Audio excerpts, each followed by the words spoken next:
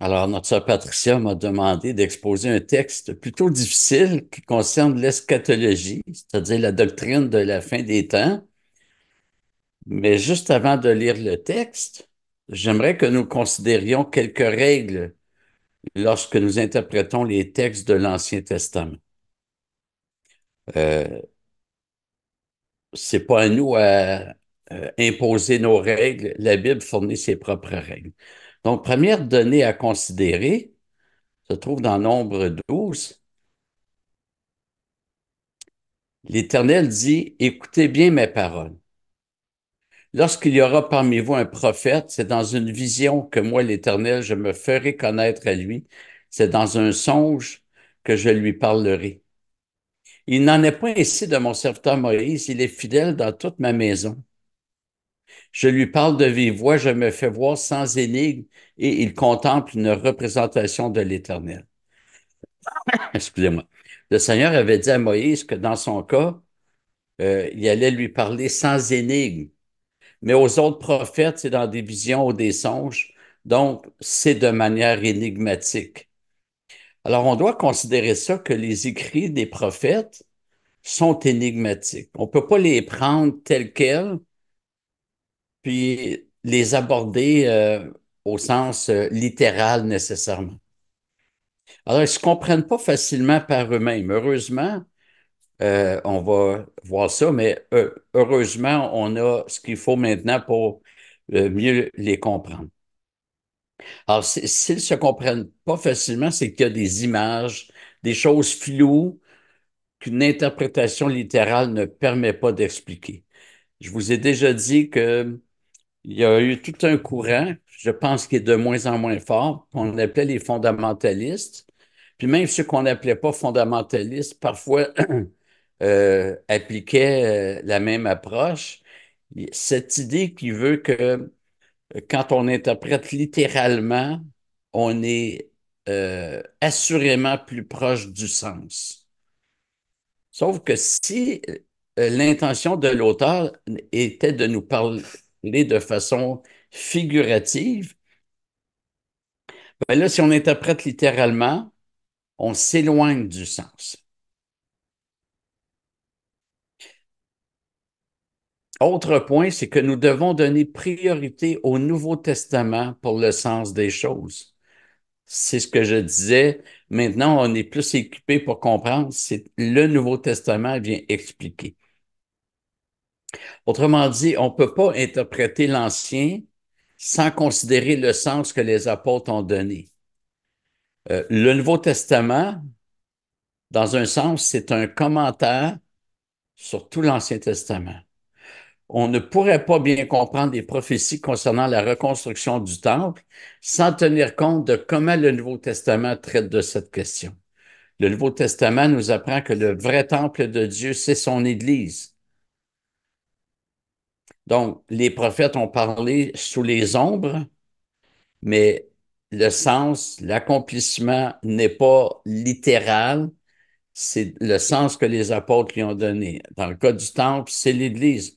On ne peut pas bien comprendre les prophéties concernant la composition du peuple de Dieu sans tenir compte de comment le Nouveau Testament traite de cette question. Le Nouveau Testament nous apprend que nous n'appartenons pas au vrai peuple de Dieu par engendrement biologique, mais par engendrement spirituel. Dans l'Ancien Testament, on devenait membre de l'Ancienne Alliance parce qu'on naissait de parents juifs, tout simplement. Dans le Nouveau Testament, on dit, oh, c'est pas comme ça. Il faut l'engendre, c'est par engendrement spirituel. Donc, c'est le Nouveau Testament qui nous donne d'apprécier les textes de l'Ancien Testament. La troisième règle d'interprétation qui est pertinente de mentionner avant d'aller au texte, c'est que nous devons interpréter les textes plus clairs avant d'aller aux textes les moins clairs. Si je prends Genèse 3 qui mentionne qu'un serpent a parlé et que sa descendance est maudite, et que je tente de l'interpréter sans tenir compte du reste des Écritures, surtout ceux qui commentent ce chapitre comme le fait Apocalypse 12, je vais assurément m'égarer. Apocalypse 12 m'apprend que le serpent, c'est Satan. Matthieu 12, 34, ainsi que Jean 8, 44 nous disent que les descendants du serpent ne sont pas les serpenteaux, mais tous ceux qui s'opposent à Dieu. Donc, il faut tenir compte des règles d'interprétation que la Bible elle-même nous fournit. On arrive au texte que Patricia m'a soumis, Ésaïe 65, versets 16 à 25. Celui qui voudra être béni dans le pays voudra l'être par le Dieu de vérité. Et celui qui prêtera serment dans le pays prêtera serment par le Dieu de fidélité, car les détresses passées seront oubliées, elles seront cachées à mes yeux. Car je crée de nouveaux cieux et une nouvelle terre. On ne se rappellera plus les événements du début, ils ne remonteront plus à la pensée. Réjouissez-vous plutôt et soyez toujours dans l'allégresse à cause de ce que je crée, car je crée Jérusalem pour l'allégresse et son peuple pour la joie.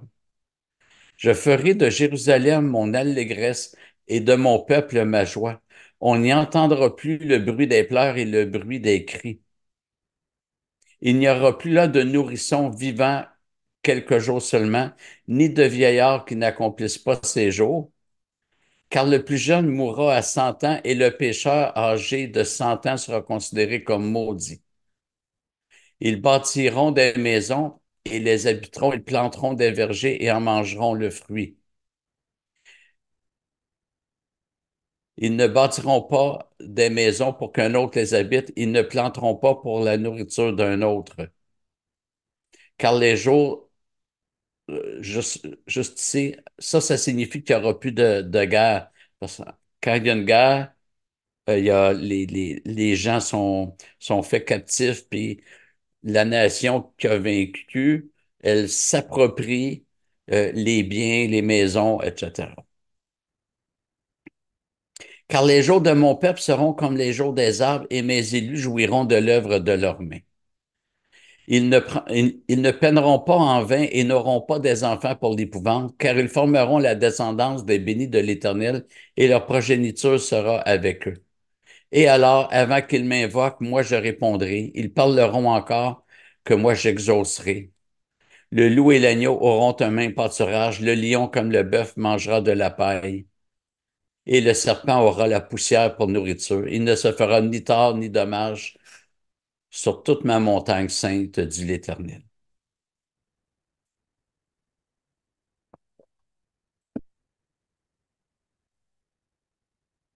Alors, une interprétation littérale pose quelques difficultés. D'un côté, nous lisons, les détresses passées seront oubliées, je crée de nouveaux cieux et une nouvelle terre.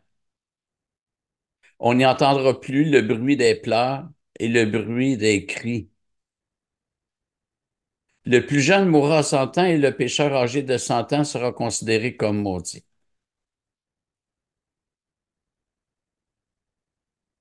Comment concilier le fait qu'il n'y aura plus de détresse, le fait que ce soit dit que ça se passera sous les nouveaux cieux et sur la nouvelle terre, qu'il n'y aura plus de bruit des pleurs et des cris, mais que le péché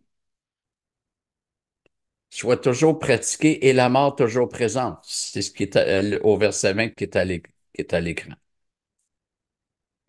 Comment concilier le fait que la mort soit encore mentionnée alors que les nouveaux cieux et la nouvelle terre soient créés? Même les dispensationalistes croient que les nouveaux cieux et la nouvelle terre seront établis lorsque Jésus va revenir pour le jugement dernier et que la mort ne sera plus. Alors, on va juste faire une petite comparaison entre ce texte et la Genèse. Un premier parallèle. Genèse 1, au commencement, Dieu créa le ciel et la terre. Et Ésaïe 65, 17 dit, car je crée de nouveaux cieux et une nouvelle terre. On ne se rappellera plus les événements du début. Ils ne remonteront plus à la pensée. Donc, c'est clair qu'il y a la création actuelle, euh, la première création. Mais là, Ésaïe annonce la nouvelle création. Et Ésaïe n'annonce pas un millénium ici. L'idée que le loup séjournera avec l'agneau, etc., C'est pas les dispensationalistes situent ça dans le millénium. On n'est pas dans le millénium, on est dans les nouveaux cieux, nouvelles terres. Et il y a plusieurs autres parallèles à faire entre Genèse et Ésaïe 65, mais c'est pas nécessaire pour notre étude.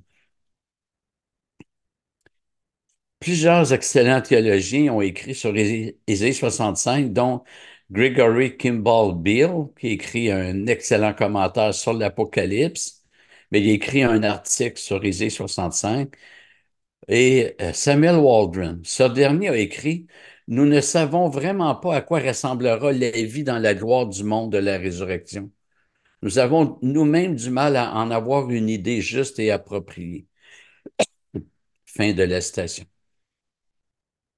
Et si nous qui le faisons, c'est-à-dire essayer d'imaginer le monde futur, nous qui avons la lumière de la nouvelle alliance, alors dans quelle mesure les saints de l'Ancien Testament, eux qui ont vécu avant que la vie et l'immortalité ne soient mises en lumière par l'Évangile, pouvaient-ils comprendre l'éternité?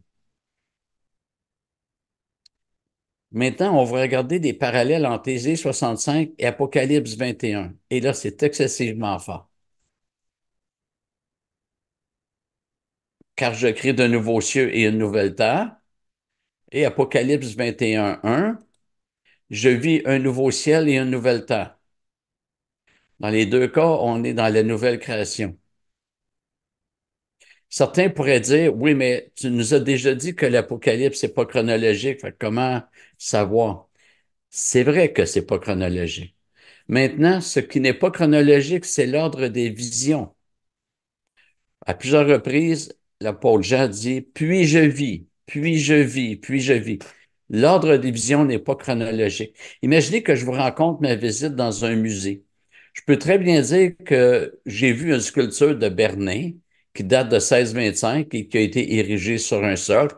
Ensuite, j'ai vu une toile, l'autoportrait de Léonard de Vinci.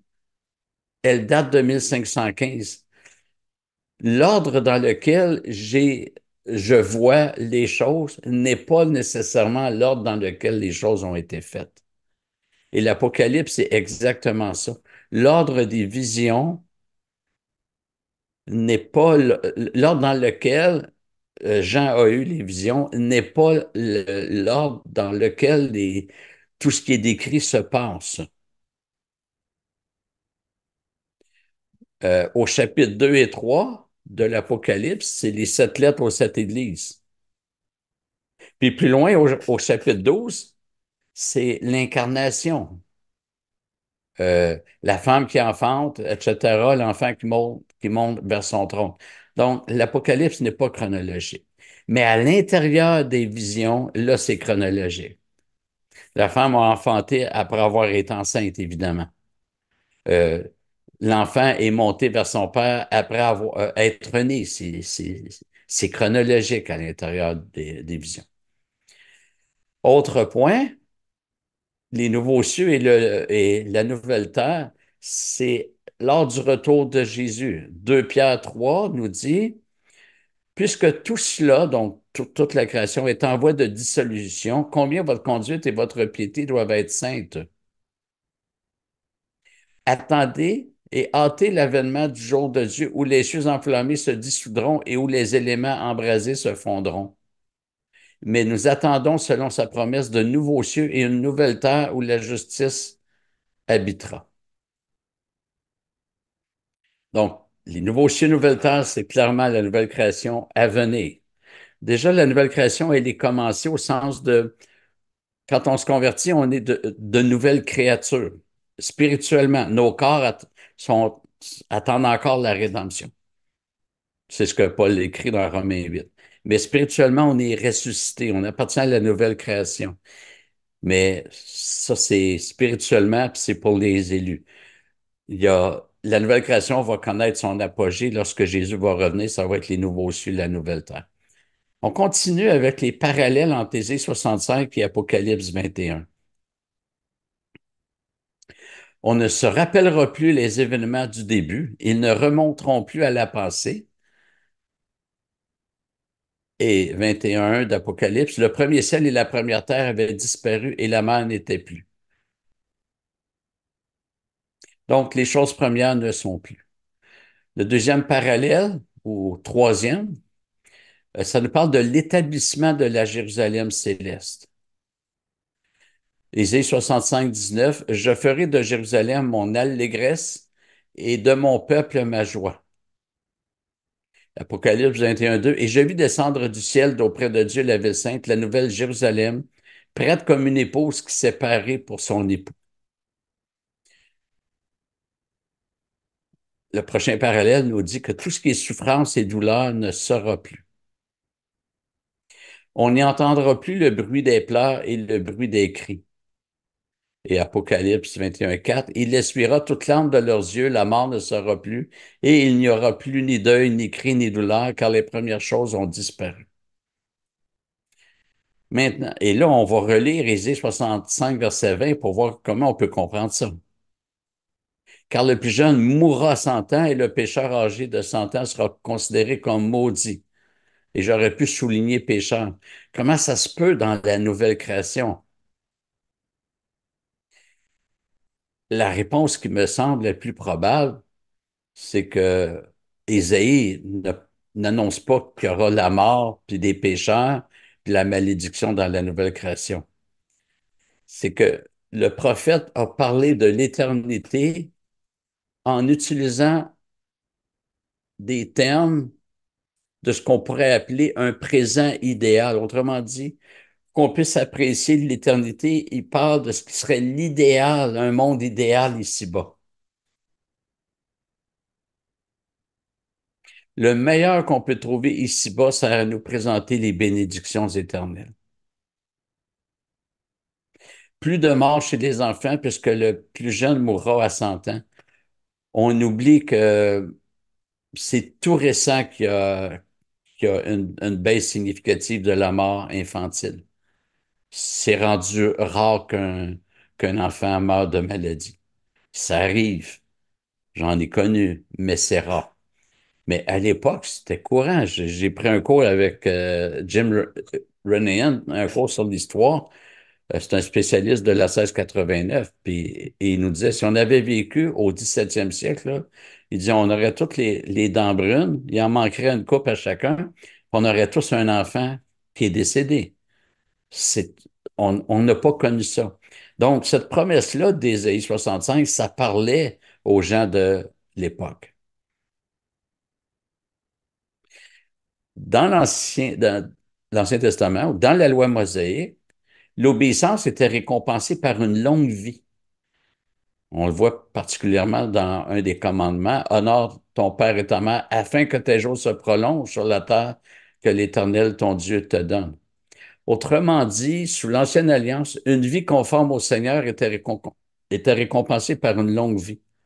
Alors que sous la Nouvelle Alliance, c'est pas ça. La récompense, c'est la vie éternelle. Une personne pourrait mourir très jeune, comme le premier martyr Étienne.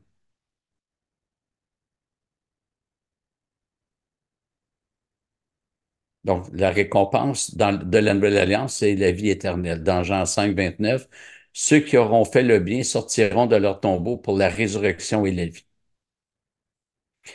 Comme je l'ai dit, et je pense que c'est la clé pour comprendre, c'est que Ésaïe utilise le meilleur qu'on peut trouver ici-bas pour nous, ben, à l'époque, c'était pour donner au peuple une possibilité d'apprécier l'éternité. Mais ça n'insinue pas qu'il va y avoir la mort puis le péché dans l'éternité. Je ne sais pas si vous vous rappelez d'un texte où un prophète fait un peu la même chose, c'est-à-dire utiliser des références de l'Ancienne Alliance pour parler de réalité future. On avait vu, il y a plusieurs mois, la question de la reconstruction du temple chez Ézéchiel. Alors, je vais en parler un peu, mais s'il y en a qui veulent revoir au complet, c'est sur notre page. Euh, Ézéchiel annonce la reconstruction du temple. Alors, il y a plusieurs chrétiens qui disent, ah, ben, le temple va être reconstruit, c'est écrit. Mais Ézéchiel dit aussi que David sera le roi. Or, David était mort à l'époque d'Ézéchiel. On ne parle pas de la même époque, là. Ézéchiel annonce aussi que les Lévites seront les serviteurs du temple. Or, l'Épître aux Hébreux nous dit que le sacerdoce lévitique a été aboli. Ézéchiel a utilisé des réalités de l'Ancienne Alliance, mais l'accomplissement est tout autre. La réalité, elle n'est pas l'ombre, elle est en Jésus-Christ. Le langage prophétique de l'Ancien Testament ne permet pas toujours le littéralisme et on ne se rapproche pas du sens des Écritures en imposant le littéralisme. Les prophètes de l'Alliance, de l'Ancienne Alliance, ont parlé de manière énigmatique.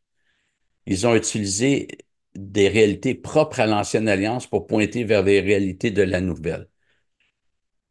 Dans la révélation qui est progressive, le temps n'était pas venu de tout dévoiler. C'est à travers des ombres et des préfigurations qu'ils ont parlé. Et je pense que c'est l'interprétation la plus recevable, la plus cohérente d'Ésaïe 65. Mais on peut voir que l'étude des Écritures n'est pas toujours simple. Imaginez Pierre qui parle des lettres de Paul dans lesquelles il y a des passages difficiles à comprendre. Puis Paul, c'est dans le Nouveau Testament, une plus grande lumière. Imaginez l'Ancien Testament, c'est pas facile à comprendre. Il faut travailler, il faut creuser, il faut consulter, il faut considérer l'ensemble des Écritures en tenant compte des règles d'interprétation. Et non, soyons rassurés, il n'y aura pas de deuil dans la nouvelle création. La mort ne sera plus, les choses anciennes auront disparu, et on va entrer dans un bonheur éternel que nos mots d'aujourd'hui ne peuvent pas réellement décrire. Voilà, que le Seigneur vous bénisse. Merci.